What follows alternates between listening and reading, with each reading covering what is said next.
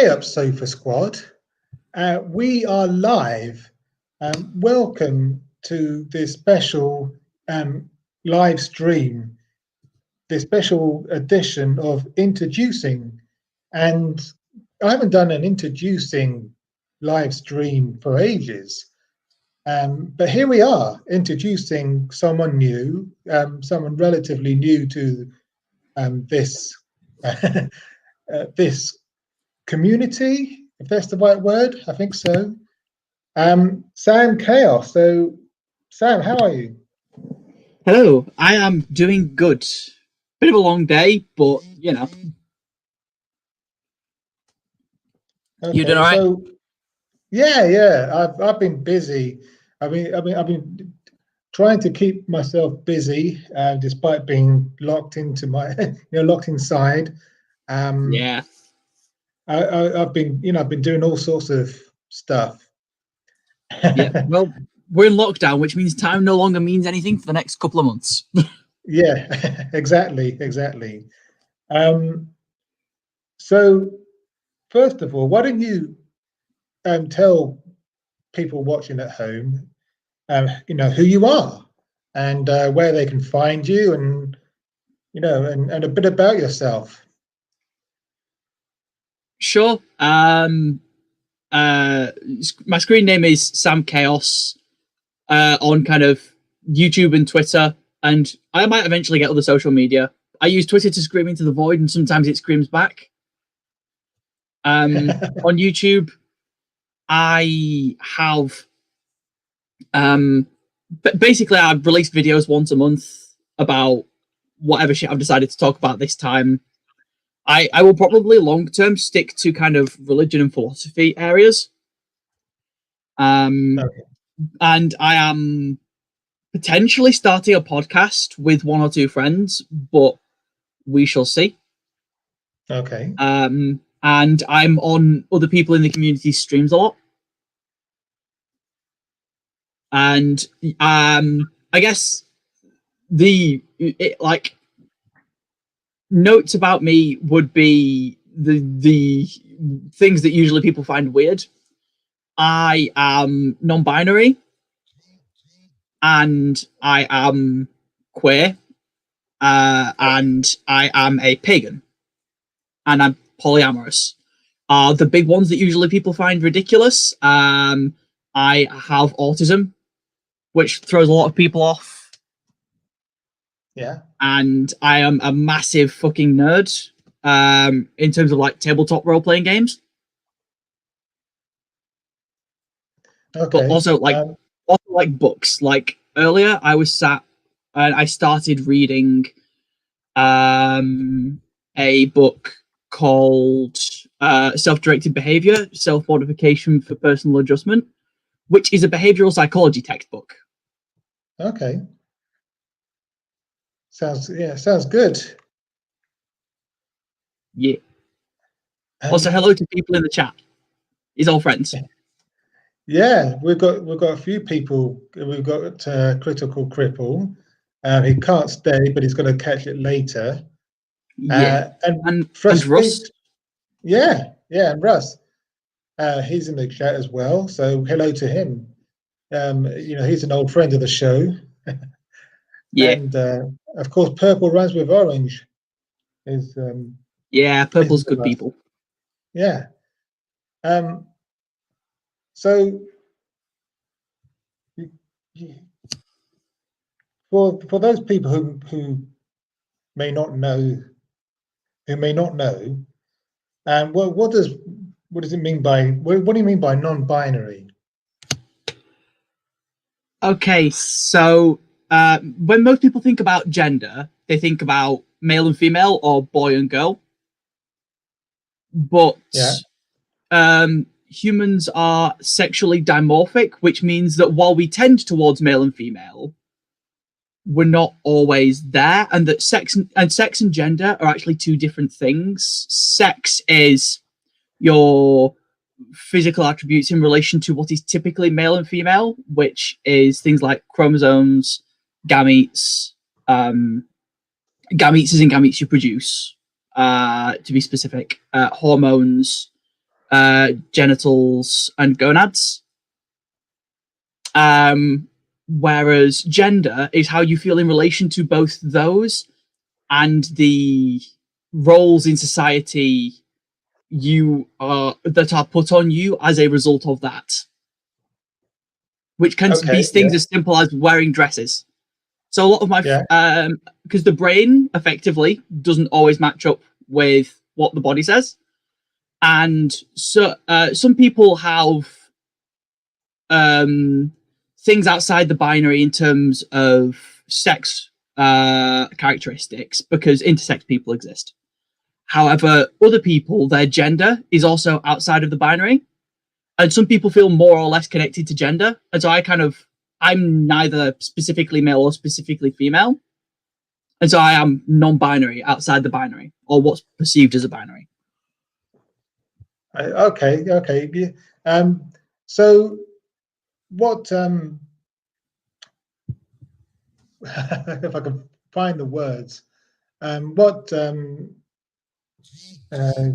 pronouns do you prefer people use when they're talking to you or talking about you? So now this isn't all non-binary people. It differs from person to person, but I'm personally good with all of them. The only thing I ask is that people don't consistently use he, him pronouns for me. Like, if you want to use he, him pronouns for me, fine, but at least sometimes mix it up, because I've had he, him pronouns for the last 18 years. Okay, yeah, fair enough. So throwing a few theys and she's in there from time to time. Yeah, pretty much. And what were you saying about your beliefs? In relation to religion, I am pagan, which is a vague as fuck term. And as Purple is so fond of saying, you ask 10 pagans to define paganism, you'll get 12 answers. Okay, yeah. But what does it mean to you? It's kind of the way I tend to explain it to people is that it is with the exception of some indigenous traditions, it is most theistic belief systems outside of the Abrahamics and some forms of Hinduism. Okay. And depending who you ask, some forms of Buddhism. Yeah. And so most things fall under paganism by virtue of the history of the word. Yeah. Pagan comes from paganos, which effectively means common folk. And it was the common folk were much slower to pick up Christianity than the elites. And so they started using it to refer to non-Christian people, and then the Catholic Church picked that up. And so if you ask a Catholic, typically they'll define pagan as non-Christian. Well, yeah, I mean, sorry, go on. And so for a long time, it was then started to be used as a pejorative.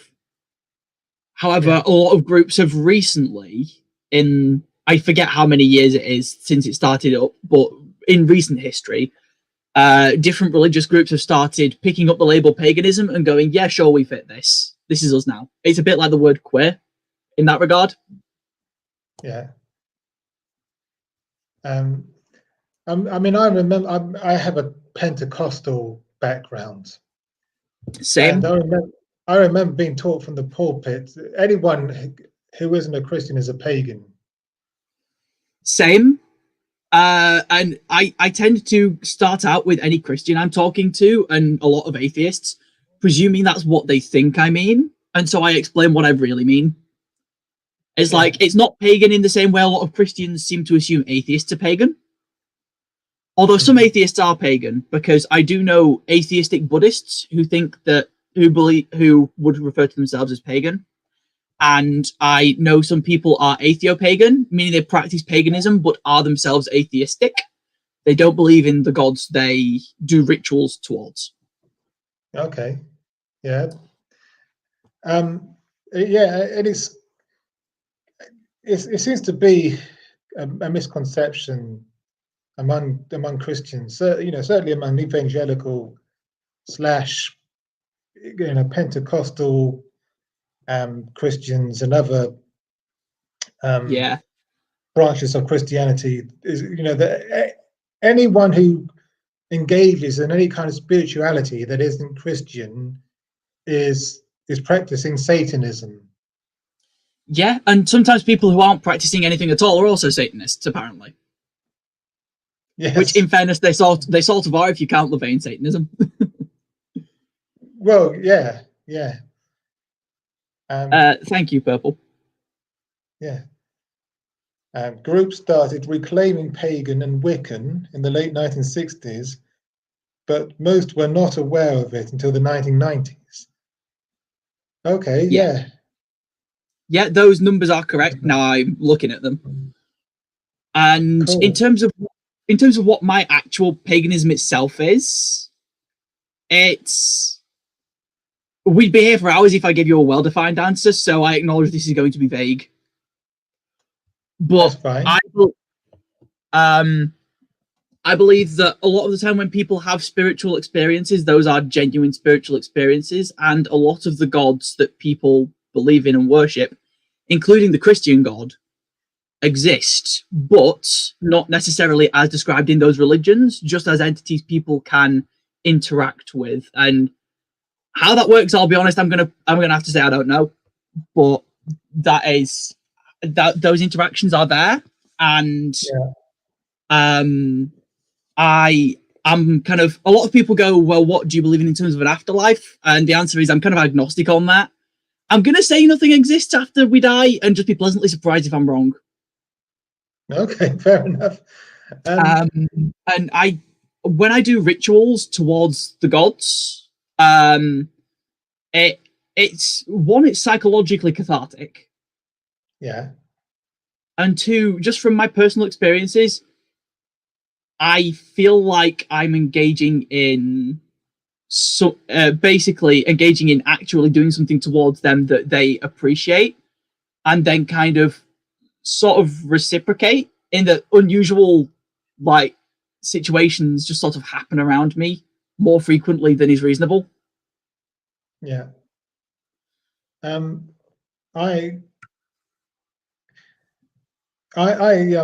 liked something that Stephen Fry said once in an interview.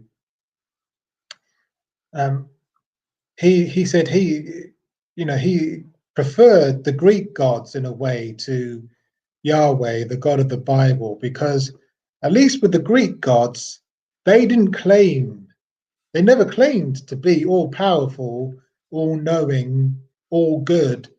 They were sometimes good, but they were sometimes evil as well, and they owned it. Oh yeah, Platonism would disagree with you, but I personally hold that there's no reason why the gods have to be truthful. So when people say the gods told me this, I'm like, okay, so we have several options here. You're wrong, you're lying, you're misinterpreting what they've said, or they're lying. Okay, yeah. So just for clarity, do you believe that the gods are real? Yes, and that's the question that comes up a lot. Yes, I do not believe they are. I do not believe they're physical entities in this realm, but I'm kind of agnostic on substance dualism, leaning towards yes. And I don't know how it exactly functions, but that's my current hypothesis, as it were. Okay. And I personally am of the view that the gods probably interact with the world through affecting probabilities, which is something that a few of my pagan friends share the view of. But also,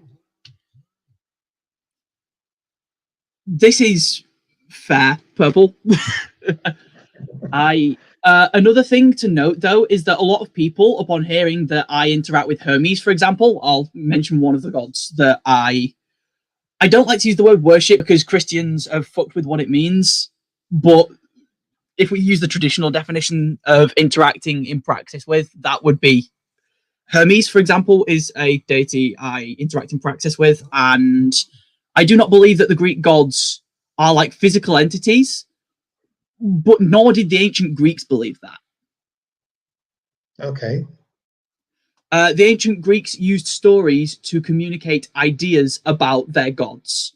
So people will also often say Zeus is a predator or whatever from the stories, and it's like, well, no, he didn't have a physical body, and within the context of that culture at the time, the culture itself was a bit how are we a bit of a trigger warning here, I guess, rapey, but yeah, and that was kind of the culture.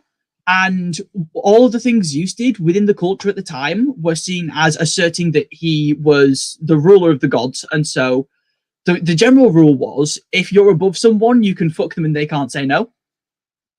So since Zeus was above everyone, he can fuck who he wants and no one can say no, and it's not considered bad. Okay. So that things like that need to be taken within cultural context, I think, and that's part of why I'm what's called a reconstructionist.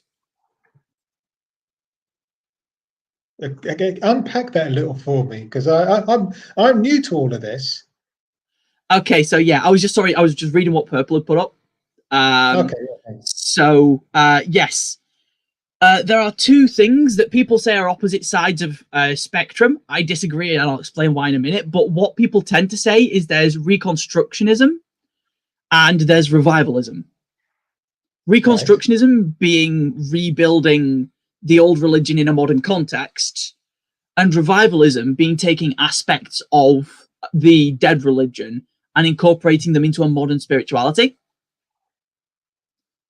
Okay. But I don't think the two necessarily conflict, because I think because the politics and the culture around us are different, the way we interact with any sort of religious praxis is inherently going to be different.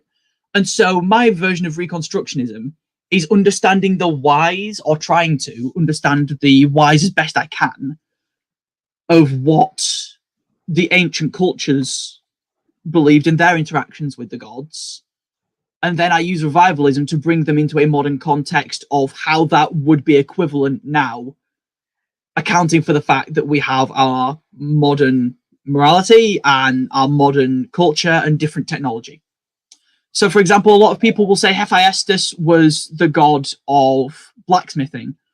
While this is true, you also see him being worshipped as the god of other forms of technology like masonry. Okay. And based off some of the writings from his cult, and I don't mean cult in the like dangerous word, I mean cult as in a group of people who worshipped him. Right. From what I've seen of his cult, he was basically a god of technology and progress in that way. I see. As opposed to specifically blacksmithing. Okay, right. And so I'm quite eclectic in that I go with gods from a few pantheons. I primarily draw my ideas about worship from Hellenism, the ancient Greek system, although saying that is still vague because it was a group of city-states. But then I also engage in practice with Thor, a Norse deity, and the Morrigan, a Celtic deity. Oh, right. Okay. You mentioned earlier having, spiritual encounters with the gods. How did that manifest itself? So, in a few different ways, actually, and all of them felt like a little bit of a slap to the face. If I'm completely honest. I actually had a spiritual experience with the Morrigan in church while I was still Christian. Okay. And it was kind of the same feeling you get that. Did you ever experience like what Pentecostals call a spiritual experience in church, or the Holy Spirit, or whatever? Well, yeah. This is the thing. You see, this is why I think I stayed a Christian for such a long time because whenever I had intellectual doubts, I'd fall back on the spiritual experiences that I experienced, not just in a church setting, but in the comfort of my own home, on my own. Oh And yeah, and it was the best way I can think to explain it is it's sort of like that, but it felt an awful lot stronger, and it felt different somehow, and it was sort of instinctively like this is something else interacting with me. And being the Christian I was, I went scary demon. But then it turned out one of my friends at college was pagan, and just knowing that made me go, wait, people who interact with other entities are not scary people. How the fuck? Yeah, yeah. And so I did a bit of reading and a lot of thinking, and I went through a lot of shifts in my views. And I actually talk a lot about that in my interview with Neil on Neil the 604 Atheists channel, I think. But I ended up with having had experiences with the Morrigan, and actually I had 3 ravens follow me home from college for a week. It was weird. Okay. And I started. Suddenly there were Celtic symbols everywhere, like some graffiti where there definitely wasn't some before appeared in a Celtic, you know, those weird Celtic spiral symbols? Yeah, yeah. A big graffiti symbol of that appeared at the same when I'd had that spiritual experience that I passed every day on the way to college at the time. And I kind of I'd been a Christian and then been an atheist because I couldn't answer things like the problem of evil. And then I was a heretical Christian for a while, and because I've had spiritual experiences in church now because I still had to go to church. So obviously there's something in it, which is faulty reasoning, but you know. And so I started to try and reconstruct old Christianity and started to see flaws in it. Hence why I was so open to the idea of paganism, I think. But then I've also had shit like I had a dream in relation to Hermes, and I saw Hermes in traditional, like you would see in the temple, garb, and with curly hair, and like it's completely different to how you perceive him in media. I'd certainly never seen him portrayed that way. I couldn't have done. I was too immersed in Christian literature growing up. Yeah. But when I went and looked, what I'd written about how he looked in my dream matched exactly the descriptions I read online.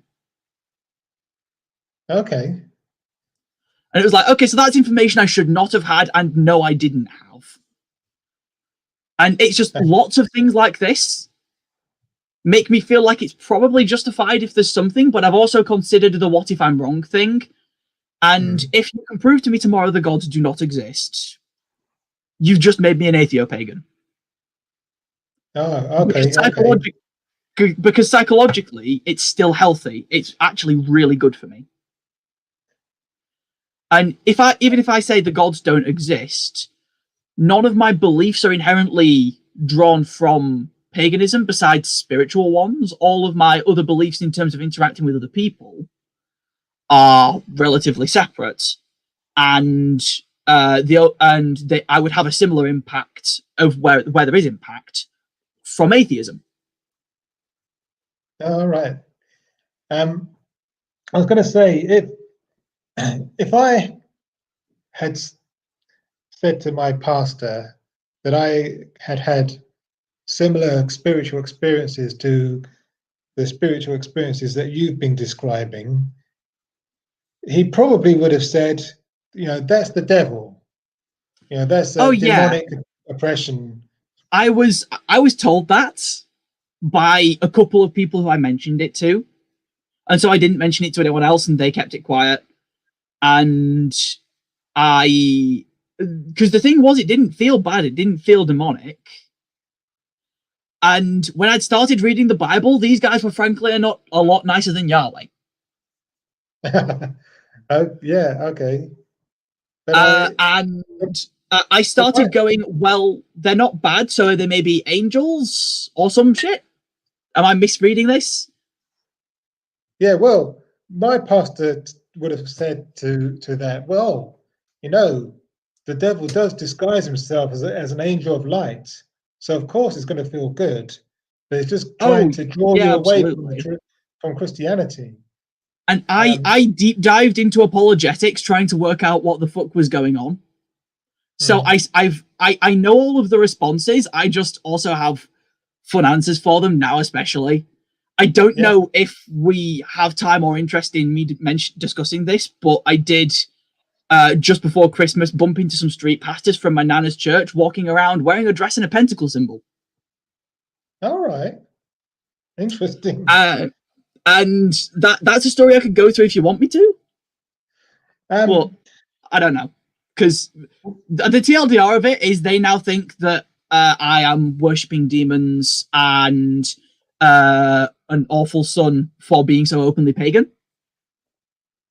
yeah, yeah, that figures. Um, yeah, I mean this spiritual, this spiritual side of things is, it's really fascinating to me actually. Um, but I feel that we should move on, and because Quite time is possibly, ticking yeah. away. But it's fascinating stuff. Um, so why don't you plug your YouTube channel for us? What is it all about? I mean, you've talked about it briefly at the start Yeah. of but let's have some more. What made you decide to start your channel? Okay, so the sort. Do you want me to go with the sort of stuff I do on it, or how I got to starting it first? Um, yeah, how you got to start it, and then Okay, what you plan to do with it, etc. so as a kid, as a lot of people my age do, I had lots of ideas about I had lots of ideas about starting a YouTube channel, but I didn't know Yeah. what to start it on, and my main thoughts were about gaming. Okay. But as I was coming out of Christianity and into paganism, I discovered Mr. Atheist's channel and Rachel Oates, Okay. Yeah. and I kind of I ended up eventually finding Cirrus and Ocean, and I joined both their communities because their communities were smaller, so it didn't bother my social anxiety quite as much. Mm. And Yeah. they both seemed like chill people. And Yeah. then, like, a bunch of us started making YouTube channels all at once. And I wasn't one of those people initially. But then, like, Ocean and Cirrus did a stream Yeah. talking about how to platform properly and ethically and why people should try and have their own platforms and stuff, whether that be in real life or on YouTube or whatever. And Ocean had a bit of a bit about how it'd be nice to have more polytheists making YouTube channels. Okay. And I was umming and ahhing over it, and both of them were just like, yeah, no, do it. And then other people in the community were just like, yeah, do it. And so, yeah, blame those two dicks. And it was kind of like, okay, well, I want to make it about shit that's important to me.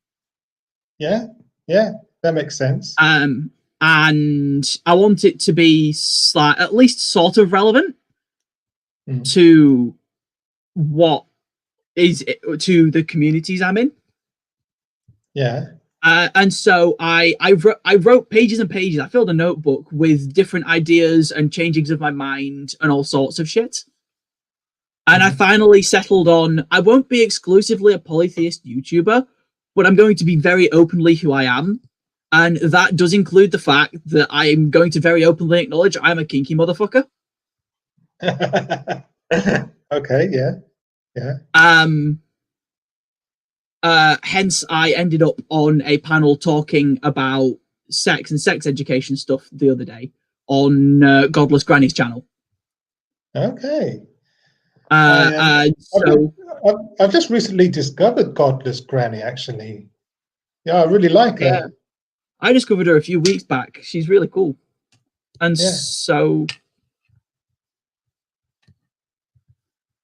I've kind of, because of this, gone, right, let's make content that is interesting to me and important. So I've discussed free will, and I've talked about like Christian centric things. People should just stop saying to pagans, like, you can't believe in the gods because that you can't have multiple all powerful beings. And it's like, yeah, no, that's just the Christians. Yeah. I've talked about consent, where I'll be honest, I got quite angry, and will probably eventually remake that video. I made a video about necromancy in the Bible.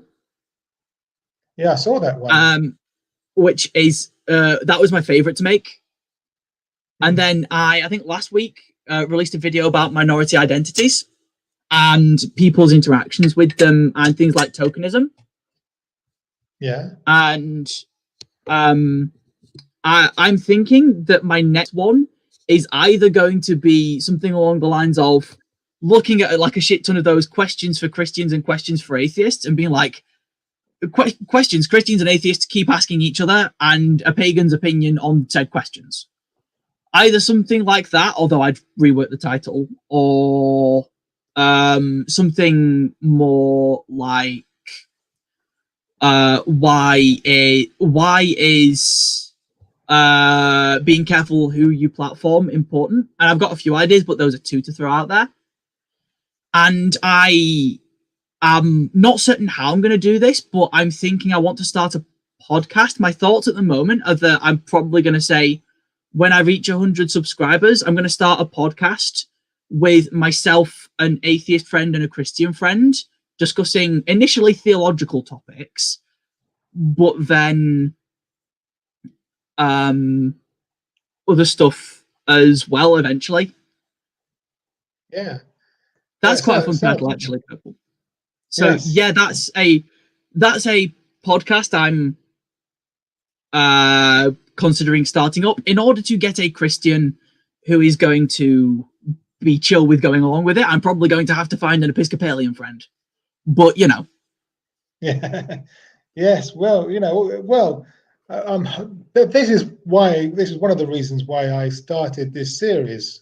Back in the, I mean, old school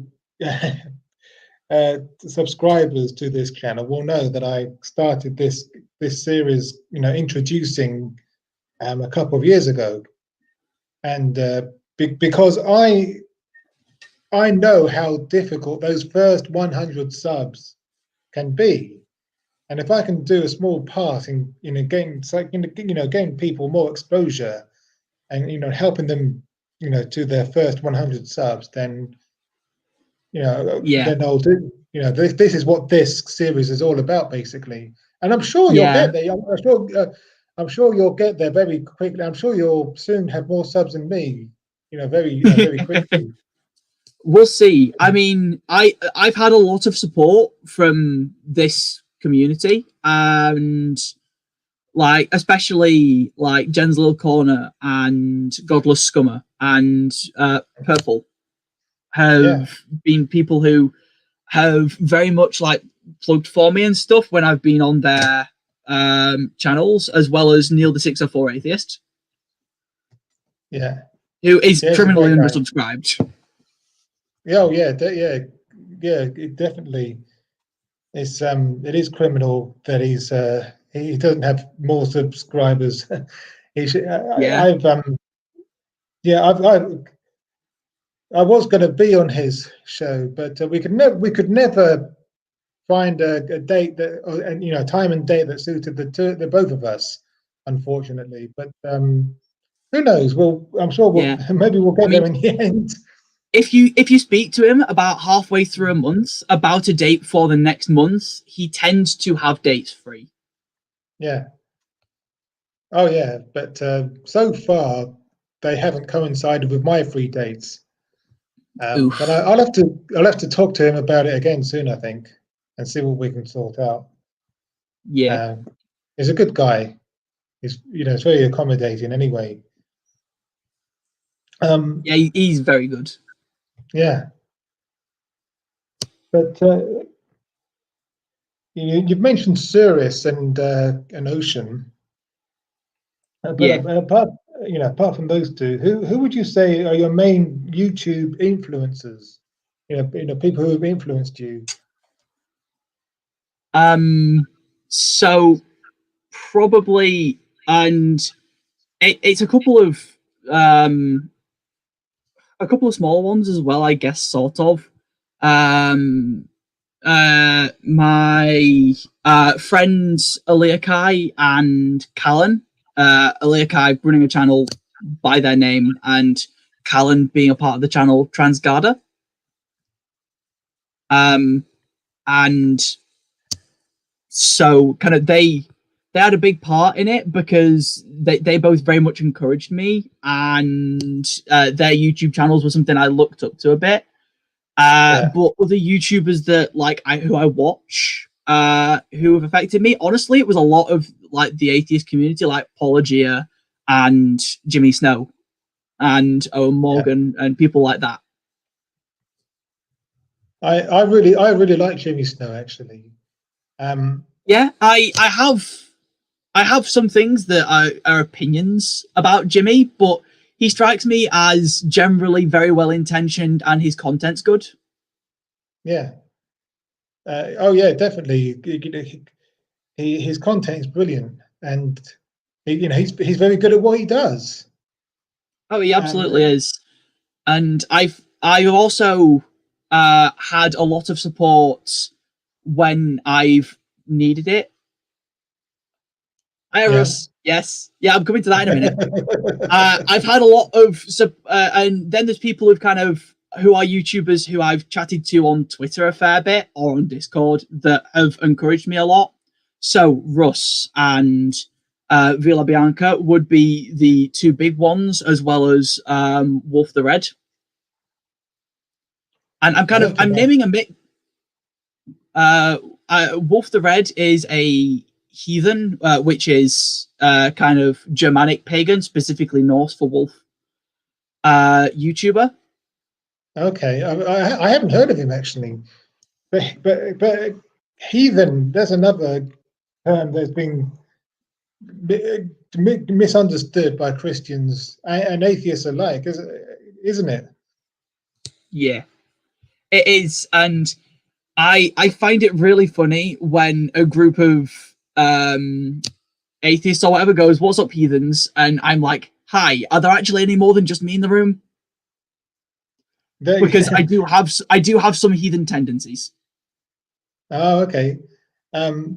What is a heathen as far as you're concerned? So a heathen is someone who practices Germanic paganism. So that can be Anglo-Saxon or Norse or Swedish or whatever. And they're it's a family of traditions, as it were, because there were a lot of different tribes around at the time. Yeah. And so there's that, but also I am, separately to my religious beliefs, also a witch, but that's not a massive thing to get into, I don't think. But a lot of my magic ideas come from English folk magic. And so that is of heathen influence, as well as the fact that I have done ritual with Thor several times, and some of my ritual practices are nicked from heathenry as well, because syncretism, which is mixing two different traditions. Oh, right, yeah. Well, I remember when I was a Christian, when I was born again, spirit filled, all the all the rest of it. All that jazz. We were taught from the pulpit, and quite that Harry Potter was evil.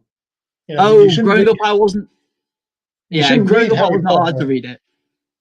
And see, the funny thing is that I was told growing up that if you read Harry Potter, it'll turn you into a witch. And look at where reading Harry Potter in my late teens got me. But the reason, one preacher I heard say that you shouldn't read Harry Potter is because it's very true to real witchcraft. And J.K. Oh, Rowling got her ideas. bullshit. Yes, but I believed that at the time. Yeah, Because and it's very easy when you are Pentecostal to believe it.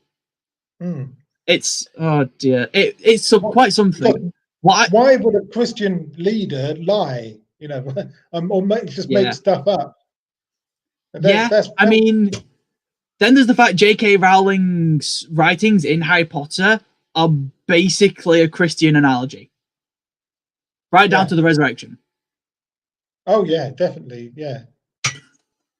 I've read the books since then, and yeah, I can totally see that. And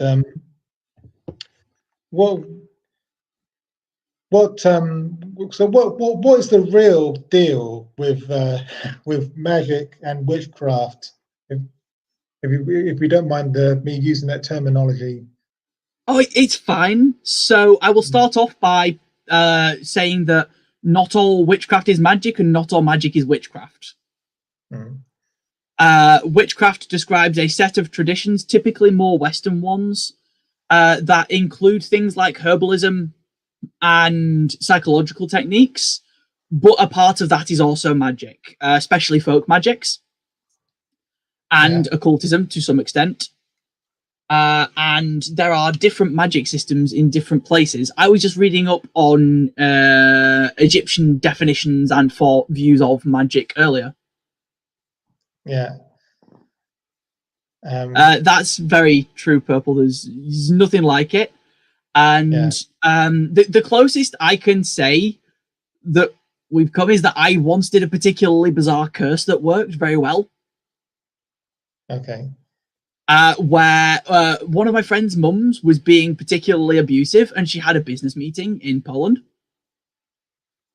And so it was like, I effectively did a bit of a curse such that it would be like, okay, so I want the business meeting to end up being extended for a week longer than expected to give my friends some time away from their mum. And then to kind of optimize that time away, once they've had the week off, I would like there to be, like I said, the way I phrased it was some sort of conditions like a fog or low lighting that would cause this person's mum to be going slowly in a car, that they get into a car crash but not be hurt, but would have to spend several days having their car repaired, and then they'd have to book another ferry back home, such that by the time they got back, it would have been 14 additional days. Yeah, I see. Those things occurred in every specific. Okay. And right down to the fog, fog late at night. Oh, right. That's interesting. And coincidence, possibly, but it does entertain me. Fair enough. A witch actually put a curse on me once. This is when I was still, very fundamental, very, Pentecostal. Because I was sharing the gospel with her, and trying to save her soul, as you do. And she was running a blog at the time. She may still well be running the same blog for all I know. I haven't seen, this is years ago, but she wrote in her blog that that day, she didn't mention me by name, but she mentioned the fundamental Christian who she met who tried to convert her, and she explained in some detail the curse that she had put on me, and but nothing happened. This is fair, and people who are like that entertain me because they're obviously new to witchcraft. Because cursing someone takes effort. Fuck that noise. Really? Okay. But what kind of effort? Physical, physical effort or mental effort? A bit of both. It's primarily mental and emotional effort. Okay. Yeah. Because when someone does a curse, typically it's because they're pissed off at someone. And Yeah. when you do a lot, and especially new witches, they'll do a bunch of preparation, get specific ingredients, wait for a specific time on a specific day that's supposed to magically align things to make it more powerful.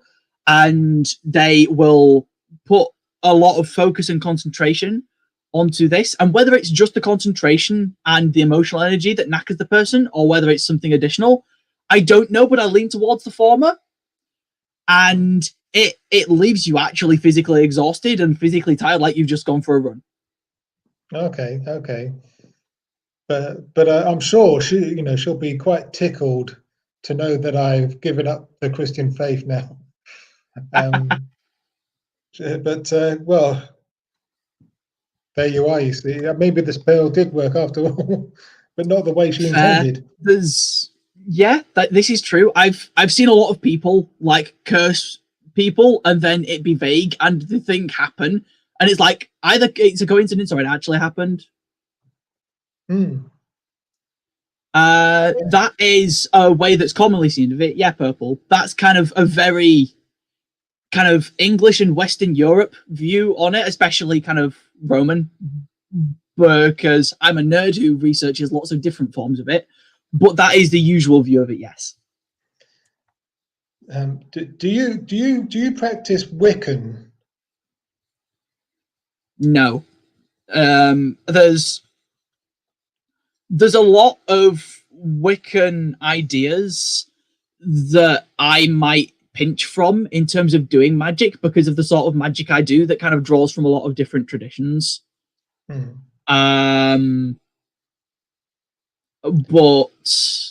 there's not a lot of there's not a lot of overlap, but where there is, I do pinch a bit. And especially like their rules on how to do spell casting and shit, I just no, fuck that noise. I'll do what works. Okay. And honestly, 95% of my witchcraft I can explain psychologically at the very least, and how it would have a psychological function. And then I also happen to believe it has an additional magical function, but if it didn't, I'd still do it for the psychological function. Okay. I had a huge crush on a girl who was a Wiccan, and she totally friend zoned me because I said, "Well, Wiccan sounds really interesting. Why don't you explain it to me over a drink sometime?" And she said, "Well, why don't you just borrow a book from the library?" Yeah, and Wiccans tend to have a decent grasp of magic and different forms of it, as well as their own religion. I just tend to disagree with them on the most effective way to do things. Okay, that's fair enough. Yeah. So we're coming up to to 1 hour, Yeah. and I think we've still got about 3 or 4 people watching. So I'm going to take some questions from the side chats now. So, but in the meantime, is there anything else you want to talk about? Anything else you want to tell people about yourself that you'd like them to know?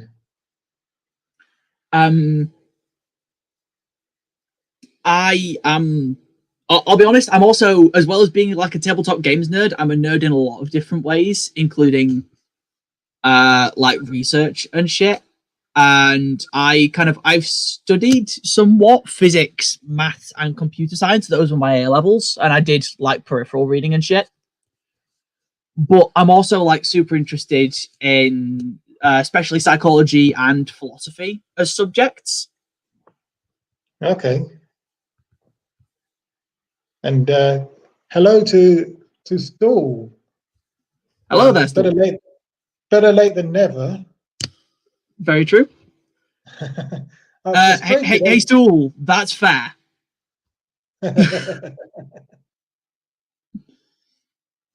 So Russ just chucked up a question, and the answer is, I don't know, maybe you pissed off Hermes or some shit. If God's real, what is my footage? Russ is great. Yeah, he's a good guy. Yeah, I need a poo. Thanks for sharing that with with us. Yeah. So go on. Yeah, I mean, I guess another thing to note is that like a lot of my time is spent hanging around with atheists. Yeah. Like the amount of pagans I regularly hang around with is relatively small, partially because there's not many of us, and partially because certain like pagan circles, people are just dicks. And that's not all of them. Like Ocean and Aleakai's communities that they've fostered are brilliant. But most pagan communities I've found are full of what we call fluffy bunnies, which are people who do a load of pseudoscience shit, like astrology. Yeah. Or they're folkists, which is a way to say fascist pagan. Okay. I mean, I used to live in Salisbury. I lived in Salisbury for quite a while, and I've been amongst Stonehenge and Woodhenge as well, and I've met quite a few pagans and all sorts of people over the years, and I found Druids very interesting, but one thing that I observed is that there's a lot of infighting amongst Druids.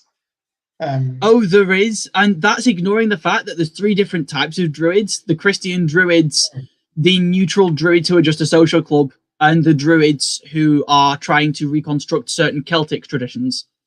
Yeah. But because there are a billion different Celtic traditions, they all disagree with each other. It's great.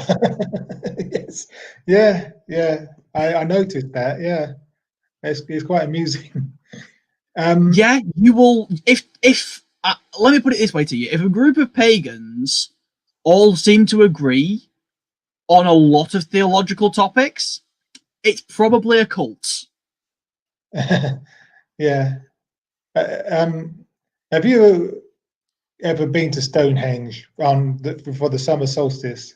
And not as a pagan. I did once as a Christian, just because my mum thought it would be a cool thing to do when we were down in Somerset. Okay. Because for reference of people, I'm fairly open that I'm Manchester-ish, but also like Yorkshire-ish and Lancashire-ish. So that's really super vague. But basically, I'm up north. All right. I am because when I was amongst the stones for one summer solstice, and there was a lot of people dancing around naked, and I remember, a friend of mine, well, a few friends of mine, they said, this summer solstice we're going to go to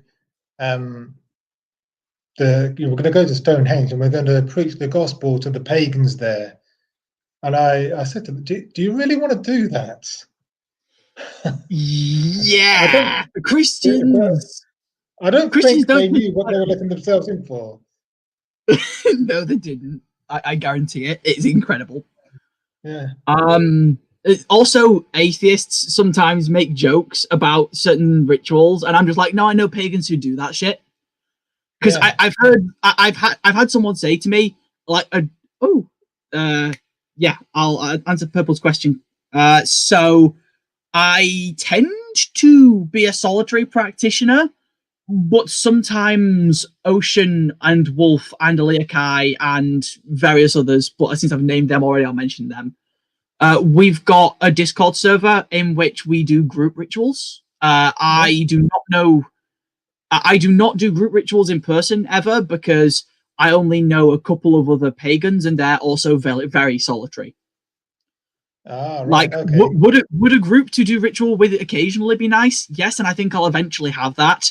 but I think I'll always be primarily solitary. Okay, yeah, that's fair. That's fair enough. I'm quite a solitary person myself, as a general rule. But I'm not, but in my practices I am. okay. But on the other hand, one thing I do kind of miss, not about Christianity itself, but about church, is the community that I used to get from going to church. Oh yeah, and I get that in a lot of ways through like LGBT youth groups and through online, and because of Rona, through a lot of online pagan groups, Hmm. and you guys, Yeah. and that the sense of community is real, especially when you can do streams with people multiple times a week. And yeah, that's what I was going to say. That's another reasons why I'd like to do my own streams and join other people's streams is to get that sense of community. And we've Yeah, got another comment from Purple. Oh, yeah, we you tend to find a lot of pagans are LGBT or neurodivergent or some sort of other minority, purely and yeah, simply because we don't tend to have the same hang-ups as Christians, or if we do, we eventually get rid of them. yeah. And not I've got a question that kind of leads on from that. Do you think that because people in the LBGT Q plus community they don't get the acceptance in church, do you think that maybe sometimes that's why they are drawn towards pagan communities because they'll they get that acceptance that they don't get at church maybe? So, somewhat, but actually, it's significantly more common for pagans to go through an atheist phase. Yeah. And Okay. typically, a lot of us go through an atheist phase because we were brought up in a church that didn't accept LGBT people, and so it was like, but if I'm literally physically unable to go to heaven, that's not fair, and so therefore not an all-loving God, therefore bullshit. Yeah. And so a lot of them then become kind of agnostics, and they have their angry atheist phase. And then they become pagan, and sometimes people go straight into paganism for similar reasons. Yeah. But a lot of the time, they become pagan. Like, if someone's become pagan, it's usually because they've had some sort of personal experience that's caused them to go there. But a lot of Christians will also stop by Wicca on their way to atheism. Is another thing I've noticed. Oh yeah. Yeah. Um, Purple is saying, I think there's a lot of overlap because once someone questions one major element of their life, they start to question everything. Yeah, and I think that's true of the fact that agnostics and atheists, and I only differentiate because I've got some friends who are agnostic who dislike the word atheist. Okay. But people like people who are black theists effectively often have a lot of similarities with pagans, a lot more than they necessarily realize. Hmm. Yeah. I mean, I don't mind, I mean, I would call myself an atheist, but I wouldn't mind, being called agnostic either. Yeah, Um, uh, you know, uh, I mean, I don't believe in any gods, and but I, that's where atheism comes in. But where agnosticism comes in for me is that I don't know. I don't know with 100% certainty that there's no gods. So yeah, kind of, if that makes sense. yeah, that makes Um, sense. I tend to the way I tend to personally look at it, which is weird to most people, is that you've kind of got uh Gnostic theism and Gnostic atheism, agnostic in the middle, and then agnostic atheism and agnostic theism. Either side of it is more of a spectrum, where agnosticism is, I don't know about any of it. I'm completely undecided, whether that's because I've not been exposed to the idea before or because I'm completely on the fence. Agnostic atheist tends to be more, I'm going to treat it as though there isn't, and Gnostic atheist tends to be, I think that there. Okay. Anyway, well, we've been chatting for just over an hour now. So thanks for coming on to the show. Excellent. It's been, we've had a really nice chat. I've really enjoyed myself. That the time has really flown by. And, yeah, it really has. I didn't realize it had been an hour until I just looked at the time. Yeah, and it's been good getting to know you. And so yeah, Sam Chaos, everybody. I'm gonna put links to his YouTube and Twitter.